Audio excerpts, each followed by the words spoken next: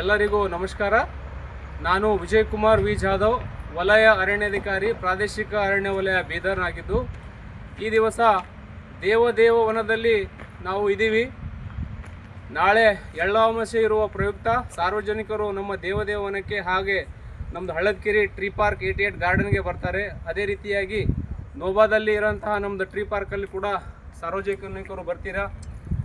ಬೀದರಲ್ಲಿ ಸಾರ್ವಜನಿಕರಿಗೆ ನಾವು ಮನವಿ ಏನಪ್ಪ ಅಂತಂದರೆ, ನಾಳೆ ಈ ಒಂದು ದೇವದೇವನದ ಒಂದು ಪ್ರಕೃತಿಯ ಸೌಂದರ್ಯವನ್ನು ನೀವು ಸವಿಬೇಕು.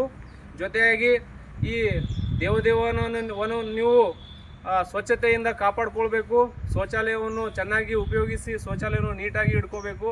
ಅದೇ ರೀತಿಯಾಗಿ ಯಾವುದೇ ಗಿಡಗಂಟಿ ಆಗಲಿ ಅಥವಾ ಫಲಪುಷ್ಪ ಆಗಲಿ, ನಮ್ಮದು ಯಾವುದೇ ರೀತಿಯ ಪೀಠೋಪಕರಣಗಳನ್ನು ನೀವು ಯಾವುದೇ ರೀತಿಯಾಗಿ ಅದನ್ನು ಹಾಳು ಮಾಡಲಾರ್ದೆ ಈ ಪ್ರಕೃತಿಯ ಏನು ಈ ದೇವದೇವನ ಏನು ಸುಮಾರು 30 ವರ್ಷದಿಂದ ಏನು ಈ ಸ್ವಲ್ಪ ಹಾಳಾದಂಥ ಸ್ಥಿತಿಯಲ್ಲಿ ಇತ್ತು. ಈ ವರ್ಷ ನಾವು 2024-25ನೇ ಸಾಲಿನಲ್ಲಿ ಈ ದೇವದೇವನ ನಾವು ಪುನಶ್ಚೇತನಗೊಳಿಸಿದ್ದೀವಿ.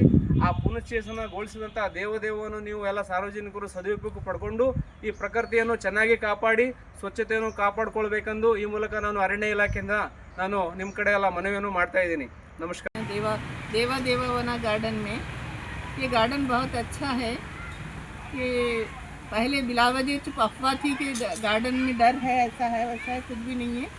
अभी बहुत अच्छे तरीके से मेंटेन करके रखे ये लोग फॉरेस्ट वाले, और अच्छी ताज़ी हवा भी मिलती, दिल लगता है यहाँ पे। ज़ईफ़ लोगों को भी आना तो अच्छा है, और ऐसी कोई बात नहीं है डर की, और खेलने के लिए झूले वगैरह सब कुछ है, कोई भी आ सकते हैं। वो डर दिलाओ